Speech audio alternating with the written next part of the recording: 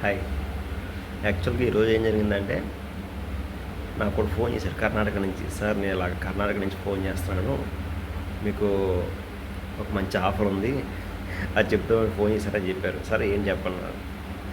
ఏంటి గోల్డ్ దొరికింది మాకు. మీకు తక్కువ రేట్‌కే ఉన్న దానికంటే తక్కువ రేట్‌కి ఇస్తాం మేము. అంటే సగం రేట్‌కి ఇచ్చేస్తాము అనేసి మాట్లాడాడనమాట. ఒకసారి కాల్ రికార్డ్ వినండి. నేను వాడితో ఎలా ఆడుకున్నానో. ఇంకా పాటలు పాటలుగా చూపిస్తాను మీకు.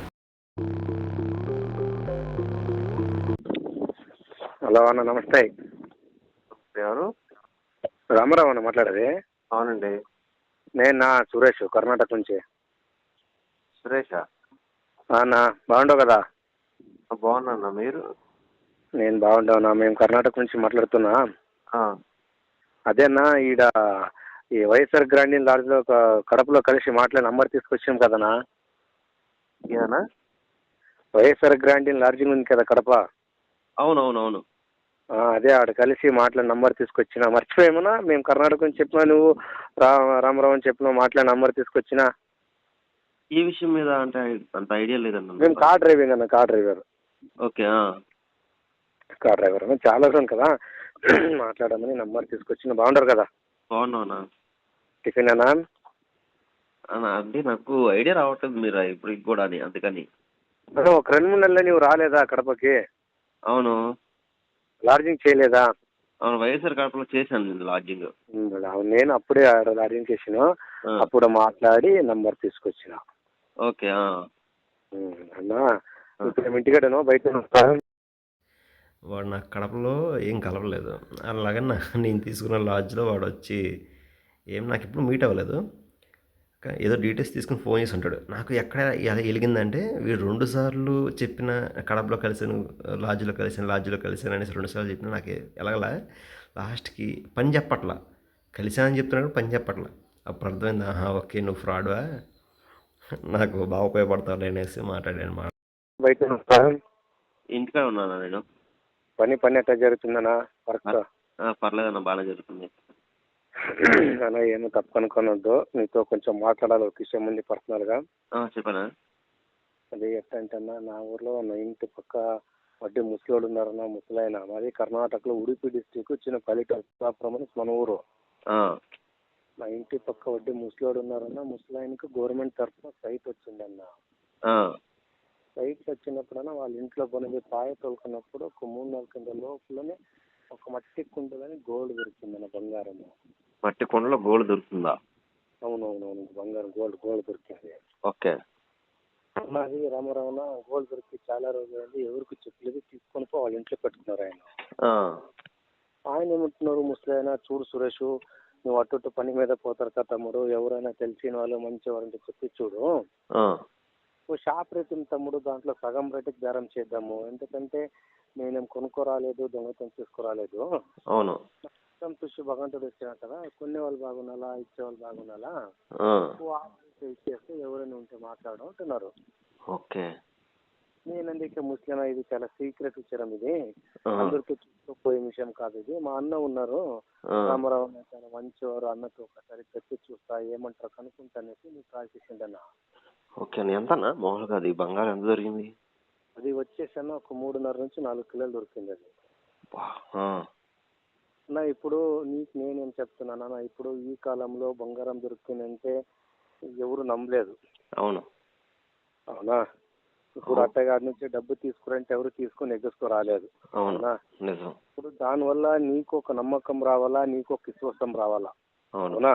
అవునన్నా. ఇప్పుడు నేను ముస్లిం ఏమని మాట్లాడుకున్నా, చూడపా, నువ్వు ఫస్ట్ వచ్చినప్పుడు ఒక్క రూపాయి డబ్బుకి ఏమి వద్దు, నీ బచ్చేదం ఖర్చు, నీ భోజనం ఖర్చు అంతే తీసుకుని రా.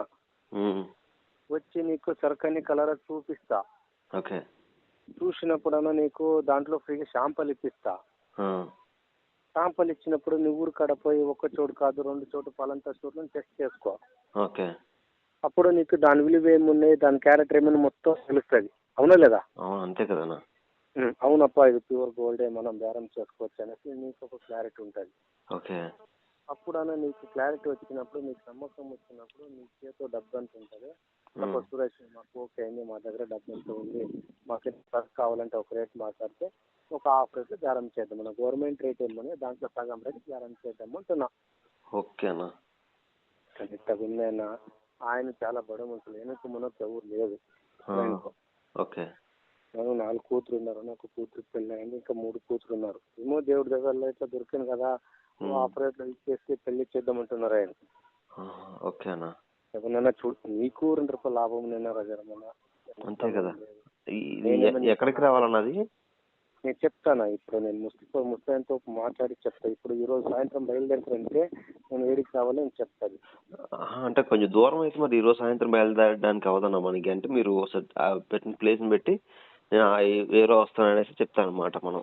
అది ఏంటంటే అంటే ఇప్పుడు ఈ రోజు చెప్పారనుకోండి, ఈ రోజు బయలుదేరడానికి అవద్దు. నేను ఒక 2 days టైం తీసుకొని వస్తాను. నేను ఎలాగో రావాలి, నాకు ఎలాగ నెలకి 4-5 సార్లు కడప ఖచ్చితంగా వస్తాను నేను కదా. ఏడికి? నేను కడప వెళ్తాను ఖచ్చితంగా 4-5 సార్లు. కర్ణాటకకి? కర్నూలుకా? కడప కడపకు వద్దన్నా. ఇప్పుడు నేనేం చెప్తానంటే, ఇక్కడ బళ్ళారి ఊసిపేట తెలుసు కదా, బళ్ళారి తెలుసు, హాస్పిటల్ తెలుసు. అవును. ఊసిపేట వచ్చేసి ఊసిపేట నుంచి ఒక 30 కిలోమీటర్ల ముందు వస్తే నేను ఆడు వరకు, మా ఉడిపి నుంచి ఆడు వరకు నేను ముస్లింత వరకు వస్తాను. ఓకేనా. ఇప్పుడు నువ్వు సాయంత్రం బయలుదేరితేనా పొద్దున్న ఉంటారు. ఓకేనా. ఇప్పుడు చూడు, ఎందుకంటే ముస్లిం కొంచెం లైట్ అయ్యి నైట్ టైము మందు తాగుతారు. అలా అంటే ఉన్నప్పుడు ఎవరైనా మళ్ళీ ఎవరికైనా చెప్పుకుంటే ఇబ్బంది అవుతుంది. అవునా లేదా? మరి మగపిల్లలు అంటున్నారు, ముసలి అంటున్నారు, ఖచ్చితంగా ఇబ్బంది అవుతుంది.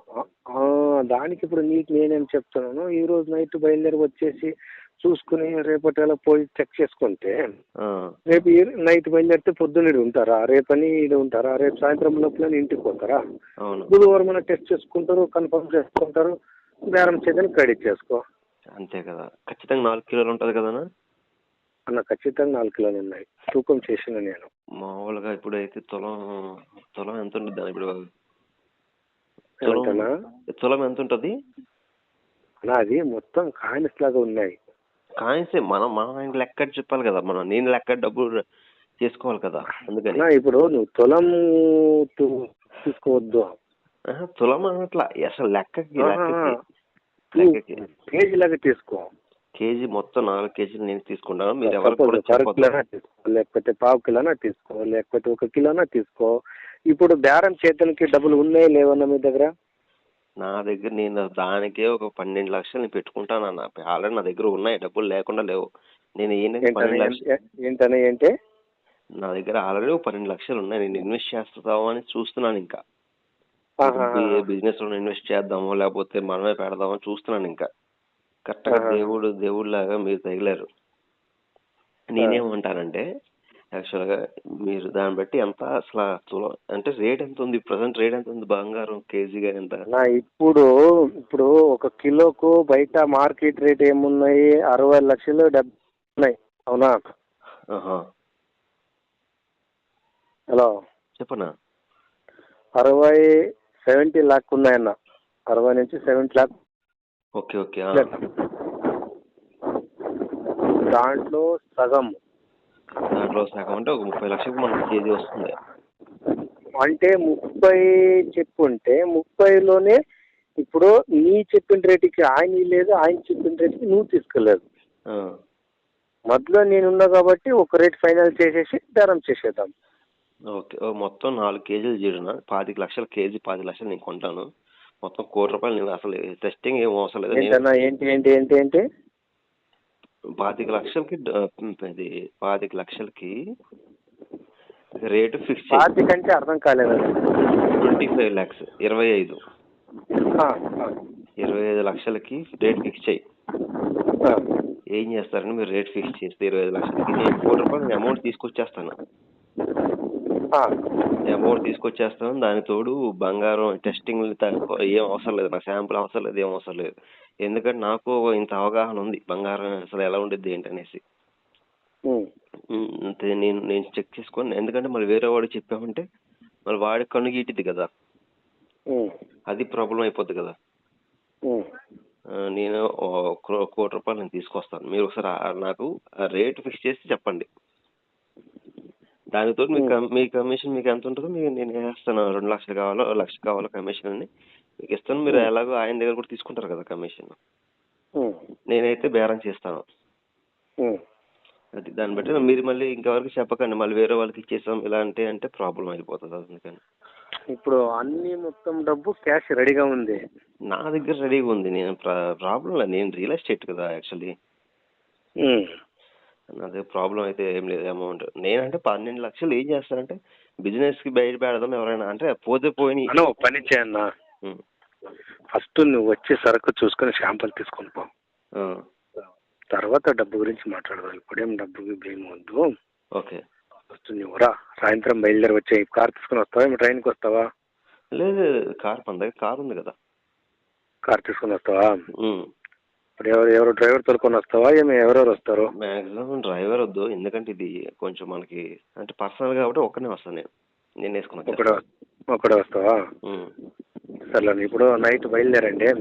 ఓకే, నేను ముస్లింతో మాట్లాడి ఫైనల్ చేస్తా. ఫస్ట్ శాంపుల్ చూసుకొని పో, తర్వాత రేట్ గురించి మాట్లాడదాం. సరే, అంటే నేనేమంటానంటే ఇన్నిసార్లు తిరగకుండా మరి ఎన్నిసార్లు తిరిగితే వద్దు అన్న, ఫస్ట్ నువ్వు క్లారిటీ తీసుకో, తర్వాత డబ్బు గురించి. అంటే పర్లేదు, ఒక 5 లక్షలు అటు ఇటు అయినా పర్లేదు.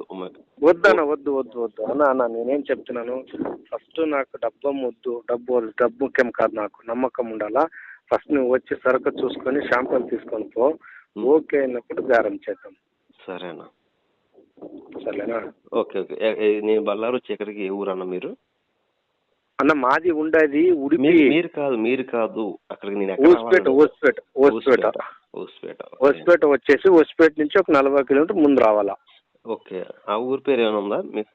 మాకు తెలీదన్నా, నేను ముస్లిం అడిగి చెప్తా. సరేనా? మళ్ళీ కన్ఫర్మ్ కదా వచ్చేది సాయంత్రము? కన్ఫర్మ్, నేను సాయంత్రం బయలుదేరుతాను, అంటే రేపు మార్నింగ్ 10 అలా వచ్చేస్తాను అనమాట. అవునా? సర్లే అన్న. సరే, ఇప్పుడు అన్న నీకు దగ్గర పెద్ద సిటీ ఏది? నాకు దగ్గర పెద్ద సిటీ వచ్చేసరికి విజయవాడ. సర్లే, ఇప్పుడు విజయవాడ నుంచి వస్తావా, మళ్ళీ ఏ ఊరు నుంచి వస్తావు? నేను ఇక్కడ నెల్లూరులో ఉన్నాను ప్రజెంట్. ఇప్పుడు నెల్లూరులో ఉన్నావా?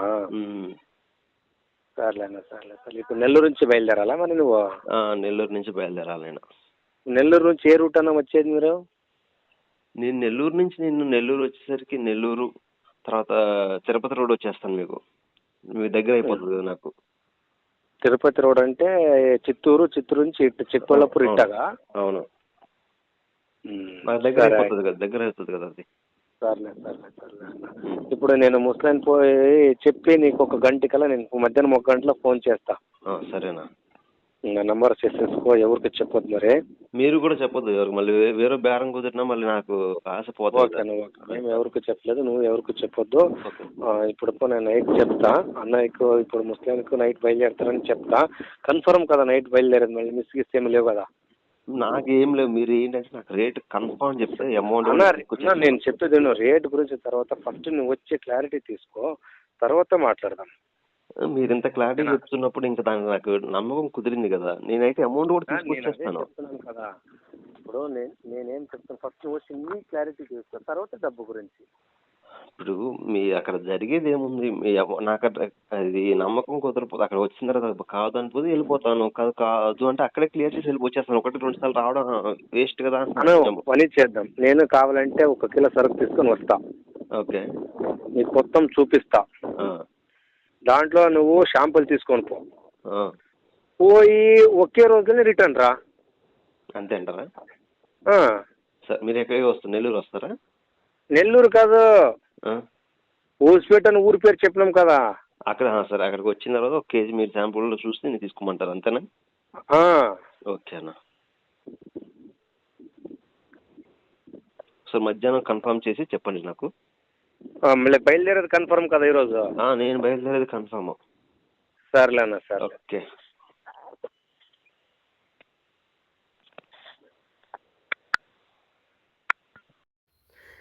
అంటే కొంచెం తరబడ్డాను, దొరికిపోయానేమో చూద్దాం. మధ్యాహ్నం ఫోన్ చేస్తాను కదా, మధ్యాహ్నం ఫోన్ చేసిన తర్వాత రిమైనింగ్ ఏంటి అనేది పెడతాను నేను.